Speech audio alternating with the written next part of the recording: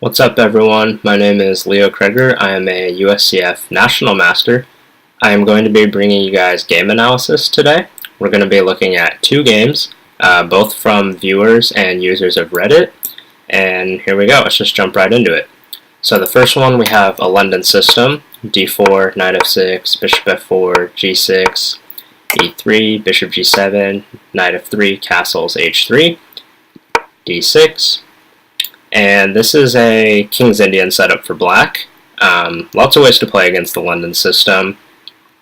In this setup, black's going to be trying to push e5 and fight for the center that way.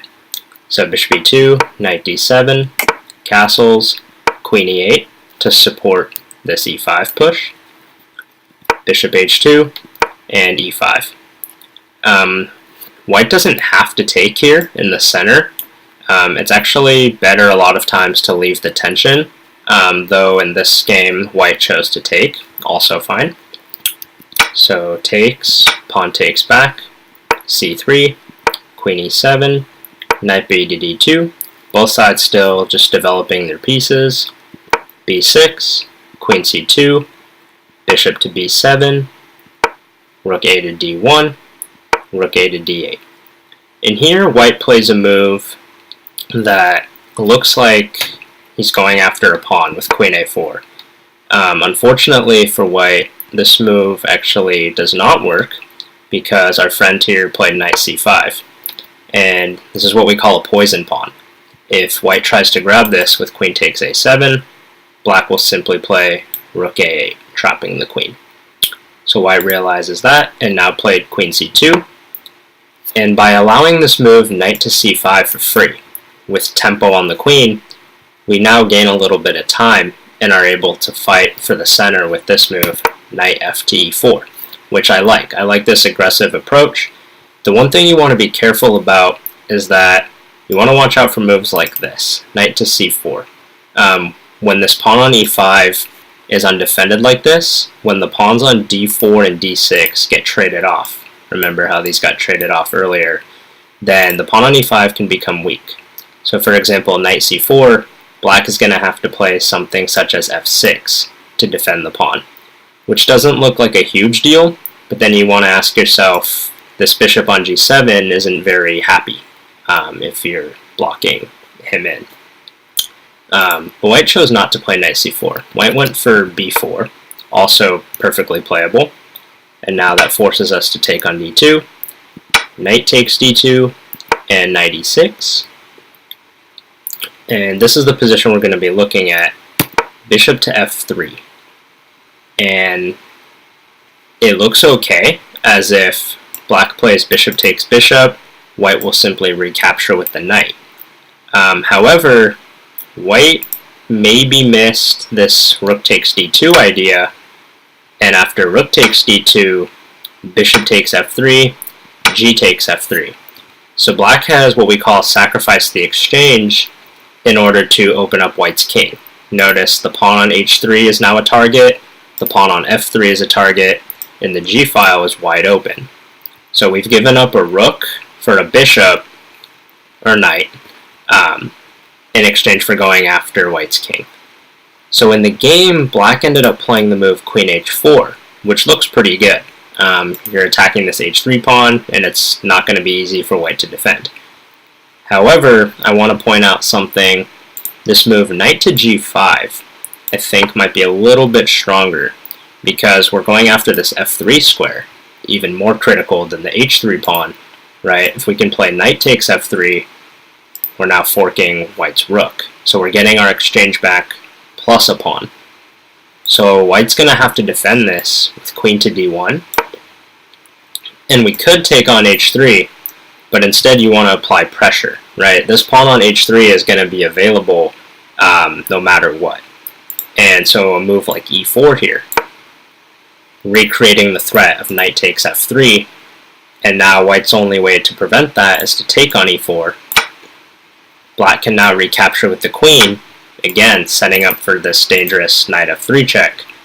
So white's only way to prevent that is to play f3 or f4, and now that's going to give us queen takes e3 check, and we have more than enough compensation. This pawn on c3 is hanging, this pawn on h3 is still hanging, white's going to have some king safety problems, and a lot of his pieces aren't very active. And I think this is a good way to play for black.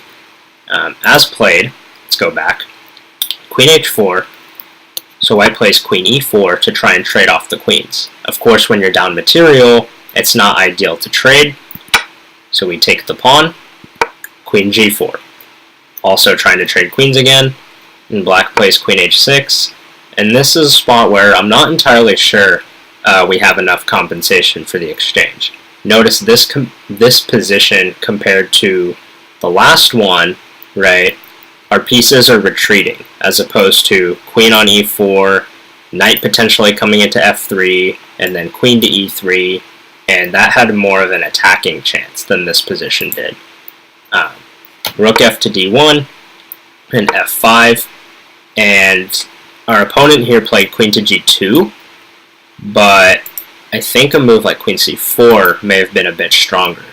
Hitting this knight with a tempo, forcing us to defend with a move like g5, and now the queen will be defending, but then white can take advantage of this, maybe bring his rook down to d8, try and trade off a rook because the knight will be pinned by the queen on c4. And now suddenly it's white doing more of the attacking and trying to trade off pieces with this extra exchange. So anyway, let's fast forward a bit to what was played in the game, and we're going to go ahead and take a look at the endgame.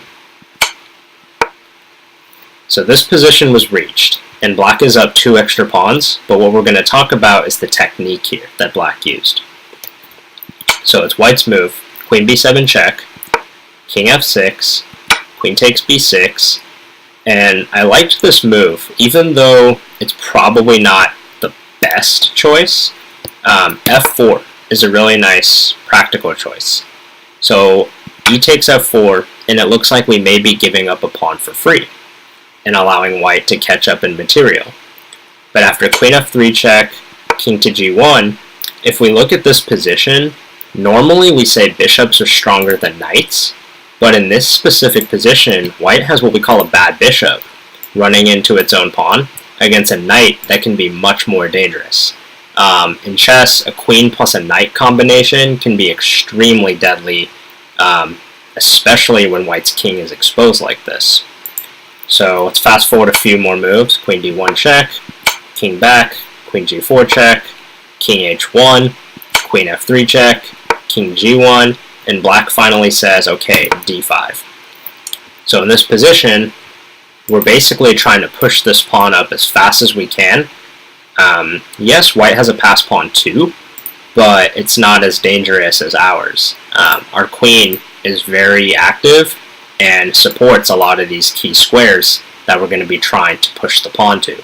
Meanwhile, we have a knight that can help out as well, and in the meantime, white's bishop, as mentioned before, it's basically what we call a tall pawn. It's not doing anything, it's running into its own brick wall. So white played queen b2 check, and black can, again, just push d4. Thank you to our knight here on e6. Queen to d2. And black goes ahead and plays the move queen to c3. And I really like this move. Note that if white takes it, and we take back, it's impossible to catch the pawn at this point, because instead of playing d2, d1 queen, we're not going to be promoting on the c1 square, and the king is too far away. So queen to c3, and white cannot take it. So he plays queen e2, black played queen c1 check, queen f1, queen c2. And now we're covering the next 3 squares. So this is a very nice technique that black is using. He's basically going to play d3 next move, almost no matter what. That being said, white plays queen a1, preventing that. So queen back to c3. Again, white cannot trade queens, so he plays queen d1, and now d3 is on the board. And at this point, white is basically lost. This pawn is almost impossible to stop. This knight now has access to the d4 square and can join the party almost any second. as you'll see. King f1, knight to d4, and it's just a matter of time before you see d2 followed by queen c1 on the board, as white's king will not be able to come to the e2 square due to this knight. So white played a4, d2, and at this point I think white just gave up. There's no way you're able to stop this promotion. White actually played king g2 though, and almost any move is winning here. Black went for the simple queen f3 check, forcing the trade of queens, and once we trade, knight takes. Next move, black promotes to a queen and is winning. So yeah, good technique by black in this game. Now let's go ahead and take a look at game number 2. Alright, so with game number 2, we have Hewkin, H-E-W-K-N, versus Colin Dixon from Lee Chess.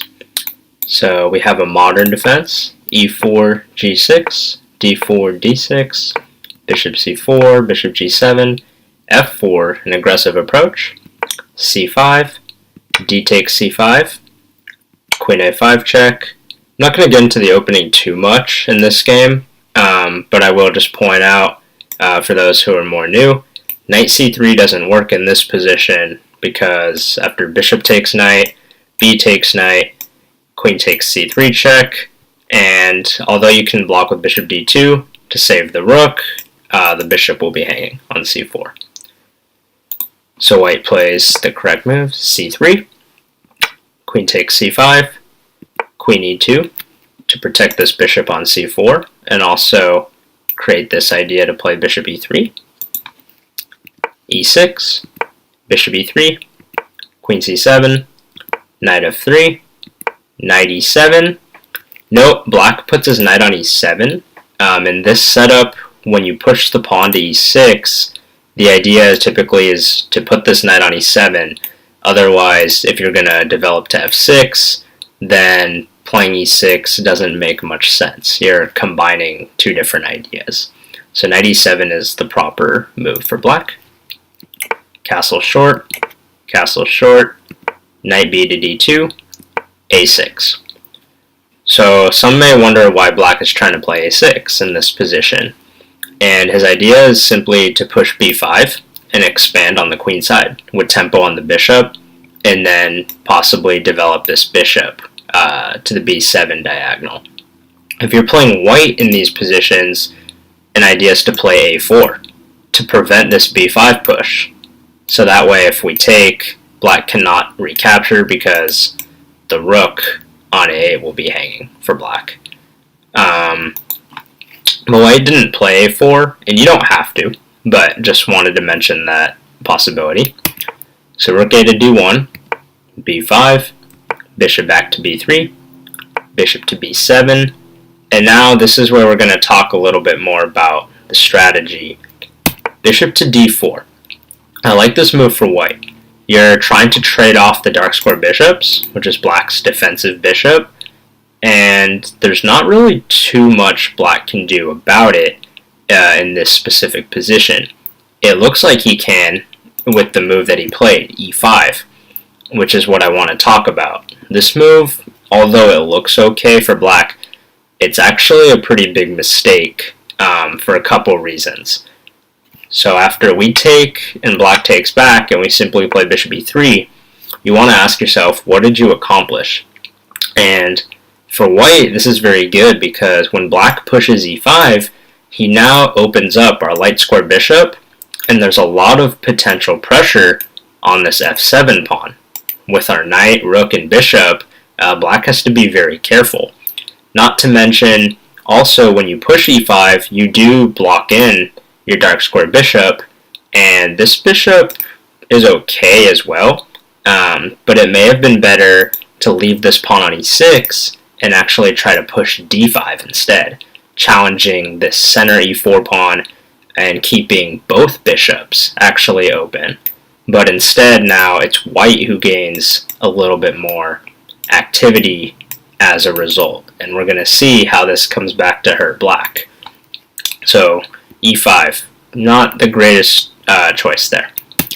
So knight b to c6, knight to g5 is on the board, knight to d8. Black has to defend the f7 square. Queen f2. This is a pretty nice move as well. Queen f2, some potential ideas with a battery with the bishop toward the queen side, but mainly trying to transfer the queen over here to h4 and create a threat on h7. Knight e to c6, I think simply adding more defense to the f7 square. Queen h4, h6, and in the game, white played knight g to f3, but he missed an opportunity here with knight takes f7. I think this is one of those positions where you definitely want to calculate it a bit, but at the same time, this can be very intuition-based. It just has to work a lot of the time here. Even though black has enough defenders for now, the idea is this h6 pawn is now hanging when we push the knight out of the way, and this bishop pinning the knight to the king is a huge piece for us in this attack. So after bishop takes h6, whether black decides to take or not, he's going to be in a lot of trouble here. For this case, let's say he does take it. We take back with the queen, and now you almost have no way to defend g6. Maybe queen d6, for example, which is going to run into a lot of potential problems with this discovery. For example, knight f3, with the idea to come to g5 next, right? Which would then threaten queen h7 mate. For example, queen f6 for black, and there's this term called deflection. Rook d6 is a very nice tactical shot here. So the idea being, if black tries to defend queen g7, we now have rook takes g6, winning the queen due to the pin. If black takes the rook, now knight g5, deflecting the queen away from being able to defend, and there's just way too much pressure here. There's absolutely nothing black can do. White is threatening checkmate on h7, and if he tries to make room for the king, it doesn't really matter. Bishop takes f7 will be checkmate as well. So knight takes f7. Very tactical shot, but that being said, not the easiest move to find. So in the game, knight gf3, queen e7, trying to trade off queens. When you're on defense, it is definitely a good idea to try and trade. So that is black's idea here. And white now played the move bishop g5. So maybe he saw this idea again, where if they take, knight takes, and now this threat is back on for mate. So black cannot take the bishop here. It's definitely not going to be possible to defend this h7 square, and also, again, this f7 square is very critical as well. Unfortunately for black, he did take it, and that's going to lead to a very quick end for him.